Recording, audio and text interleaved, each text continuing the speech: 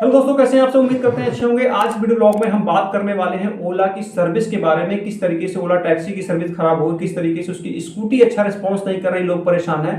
तो पूरी वीडियो में ओला की सारी सर्विस के बारे में बात करेंगे, किस तरीके से ओला लगातार घाटे में जा रही है। तो वीडियो के लास्ट तक जरूर बने रहिएगा।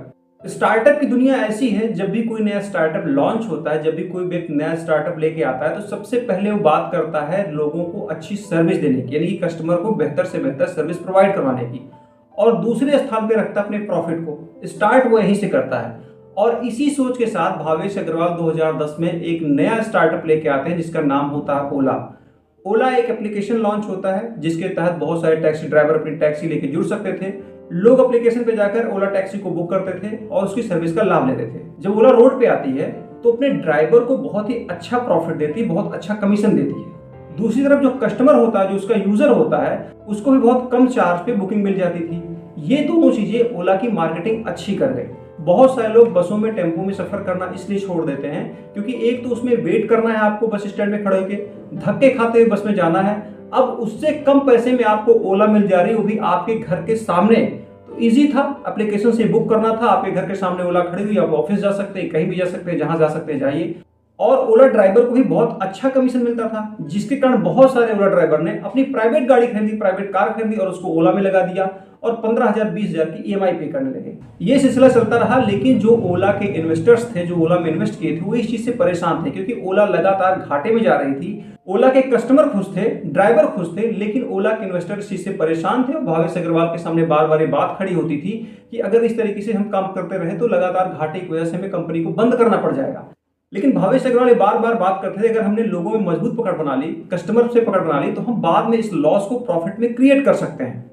2010 के आसपास ओला के साथ एक और बहुत ही अच्छी चीज थी कि उसके पास कॉम्पिटिटर नहीं थे, यानी कि वो अकेला था। इसलिए भी भावेश अग्रवाल को लग रहा था कि हम इस लॉस को प्रॉफिट में कन्वर्ट कर सकते हैं। यह सिलसिला कुछ दिन तक चलता रहा, लेकिन लगातार इन्वेस्टर्स का दबाव बनता रहा कि हमारी कंपनी लगातार लॉस में जा रही है।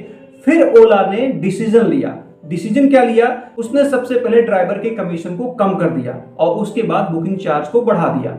और इसमें सबसे ज्यादा परेशान होता है ड्राइवर, क्योंकि ड्राइवर ने महंगे महंगे लोन लेके गाड़ी ले ली। अब जी ड्राइवर को ओला से जुड़ने के कारण 50 से 60,000 का फायदा होता था। वो 15,000 20,000 ईएमआई पे करता था, अच्छी जगह मकान ले लिया था, बच्चे को अच्छी स्कूलिंग दे रहा था। अब उसके लिए बहुत बड़ी समस्या हुई क्योंकि उसका कमीशन घट गया। अब वो 50-60,000 से सीधे 30,000 25,000 पे आ गए। अब ओला ड्राइवर के सामने सबसे बड़ी समस्या खड़ी हुई, जैसे ही कमीशन कम हुआ उसका मंथली इनकम भी कम हो गया। जो 60,000 70,000 की कमाई करता था वो 25,000 30,000 40,000 के आसपास आ गई। उसकी गाड़ी की ईएमआई उतनी ही जानी है, बच्चे की फीस उतनी ही है, घर का किराया उतना है। उसके खर्चे में कमी नहीं हुई, लेकिन उसकी इनकम में कमी हो गई। तो बहुत सारे ड्राइवर की ऐसी स्थिति हुई कि ईएमआई नहीं पे कर पाए, उनकी गाड़ियां खिंच गई। दूसरी समस्या ओला के साथ क्या खड़ी हुई कि जैसे ही उसने बुकिंग चार्ज को बढ़ाया, लोगों को लगा ओला महंगा पड़ रहा है। उन्होंने फिर से टैक्सी और बस की तरफ रुख कर लिया। ओला की बुकिंग जो बहुत ज्यादा हुआ करती थी वो डाउन हो गई। तीसरी सबसे बड़ी दिक्कत ओला के सामने खड़ी हुई कि ओला के एम्प्लॉयज ने ओला को ही छोड़ दिया। और उसमें ऐसे ऐसे एम्प्लॉय थे जो बहुत बड़े बड़े पद पे थे, जिन्होंने ओला को बनाया था, ओला को क्रिएट किया था, उस विजन को जमीन पे उतारा था। उसका रीजन ये है कि भावेश अग्रवाल का बिहेव बहुत ही रूड है, जिसके कारण एम्प्लॉय से उनकी अच्छी बनती नहीं है। एम्प्लॉय से बहुत ज्यादा काम लेना चाहते हैं, बहुत वर्कलोड डालते हैं, जिसकी वजह से बहुत सारे एम्प्लॉयज ने ओला को छोड़ दिया। अब इन तीन चीजों की वजह से एक तरफ ओला ने टैक्सी ड्राइवर के कमीशन को कम कर दिया, बुकिंग चार्ज को बढ़ा दिया, और ओला के एम्प्लॉय ओला के ओनर से नाराज थे, जिसकी वजह से ओला तीन तरफ से फंस गई, जिसके कारण ओला मार्च 2021 तक लगभग 17,000 करोड़ से अधिक के घाटे में रही। तो ओला का जो टैक्सी का प्लान था वो पूरी तरीके से फ्लॉप हो गया। ओला टैक्सी के बर्बाद होने का एक रीजन और था कि भावेश अग्रवाल का पूरा ध्यान इलेक्ट्रॉनिक स्कूटी की तरफ चला गया, उधर ध्यान ही देना उन्होंने छोड़ दिया। इस वजह से भी ओला टैक्सी की स्थिति खराब हुई और वो लगातार घाटे में जाती रही। उसके बाद ओला का आईपीओ आता है। आईपीओ का जो प्राइस रेंज होता है वो 72 रुपए से 76 रुपए होता है, और बुकिंग के बाद जब खुलता है आईपीओ तो 75.99 रुपए पे खुलता है, यानी कि नुकसान में खुलता है, बहुत ज्यादा तो नहीं लेकिन खुलता है। जैसी उम्मीद थी ओला आईपीओ से, उस तरीके को परफॉर्म नहीं कर पाता, यानी कि उसमें भी इन्वेस्टर्स का नुकसान होता है। अब ओला की स्कूटी की बात कर लेते हैं। प्रेजेंट टाइम पेट्रोल के दाम 95 से 100 रुपए के बीच में है। अगर आपको शहर में 10 बार काम पड़ता है तो लगभग एक दिन में 100 रुपए का पेट्रोल बहुत ही आराम से जल जाता है, चाहे आप स्कूटी से जाइए चाहे किसी बाइक से जाइए। जब इलेक्ट्रॉनिक स्कूटी लॉन्च हुई तो लोगों को लगा हम 1 लाख रुपए लगाकर अगर स्कूटी ले लेते हैं तो कम से कम शहर में घूमने के लिए, कुछ काम करने के लिए हमको डेली का 100-150 रुपए नहीं खर्च करना पड़ेगा, इजिली हम चार्ज करेंगे और लेके चलेंगे। और इसी सोच को ध्यान में रखते हुए ओला ने भी स्कूटी लॉन्च कर दी। अब तक लगभग ओला ने 7 लाख स्कूटी बेची हुई है। लेकिन ओला के साथ सबसे बड़ी समस्या क्या हुई कि ओला स्कूटी में बहुत ज्यादा शिकायत आ रही है। इनके पास लगभग 480 सेंटर हैं, लेकिन ओला स्कूटी की शिकायतें लगभग एक दिन में 6000 से 7000 है। लगभग महीने में 80,000 ओला स्कूटी में शिकायत आ रही है।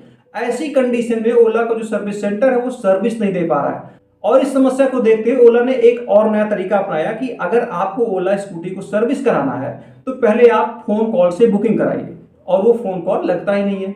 अगर आप बिना बुकिंग कराए ओला के सेंटर में पहुंच गए तो आपको फिर स्कूटी लेके लौटना पड़ेगा, जिसकी वजह से कस्टमर पे काफी नाराजगी बढ़ी। कई जगह ओला चलते चलते बंद हो जा रही है। कई ऐसी शिकायतें आई कि ओला में कहीं आग लग गई। आग लगने की घटना तो ज्यादातर पेट्रोल गाड़ियों में हुआ करते थे, बैटरी गाड़ी में भी आग लग रही, तो फिर किस तरह की बिल्ड क्वालिटी है ये लोग समझ ही रहे हैं। दूसरी चीज, शाम को बंदा स्कूटी ला खड़ा किया, सुबह स्टार्ट ही नहीं हो रही। बहुत सारी दिक्कतें ओला में आ रही है और ओला सर्विस नहीं दे पा रही है। अब ओला की एक और परेशानी को बैटरी और सॉफ्टवेयर पर बेस्ड है, इसलिए कहीं बाहर किसी मैकेनिक को दिखाया भी नहीं जा सकता, कहीं बाहर ही गाड़ी सही करा ली जाए। एक ही चारा है ओला सेंटर पे जाना, और ओला सेंटर की स्थिति ऐसी है, इतना वेटिंग है कि आपका नंबर आते आते 3-4 महीने लग जाएंगे। तो कुल मिला के ओला की स्कूटी का प्लान जो था भावेश अग्रवाल का, वो भी बिल्कुल फेल होता दिखाई दे रहा है, और जिसकी वजह से लगातार ओला के शेयर नीचे गिरते दिख रहे हैं। ओला की जो दोनों सर्विस थी, चाहे वो टैक्सी की थी चाहे इलेक्ट्रॉनिक स्कूटी की थी, दोनों सर्विस की जो सोच थी अच्छी थी, लेकिन वो जमीनी स्तर पे काम नहीं कर पाए, जिसके कारण लगातार ओला घाटे में चलेगी। अगर आपको ओला की स्कूटी लेना है तो आप जो इन लोगों ने स्कूटी ली है तो उससे एक बार रिव्यू जरूर ले लीजिए, उसके बाद पैसा फंसाइए, क्योंकि ओला में बहुत सारी समस्याएं आ रही हैं। ऐसे तमाम हमने मित्रों से बातें सुनी है कि ओला में बहुत सारी दिक्कत है, ये स्कूटी लेने लायक नहीं है। बाकी अगर आपको खरीदना है तो जरूर एक बार स्कूटी के बारे में पता कर लीजिए, तभी उसमें पैसा इन्वेस्ट करिए। आप बैटरी के चक्कर में, पेट्रोल बचाने के चक्कर में पता चले 1 लाख की गाड़ी को लाके घर पे खड़ा कर दी और वो सड़ रही है। तो आज की इस वीडियो ब्लॉग में बस इतना ही। वीडियो आपको कैसा लगा इसके बारे में जरूर बताएं। वीडियो को लाइक करें, चैनल को सब्सक्राइब करें। धन्यवाद।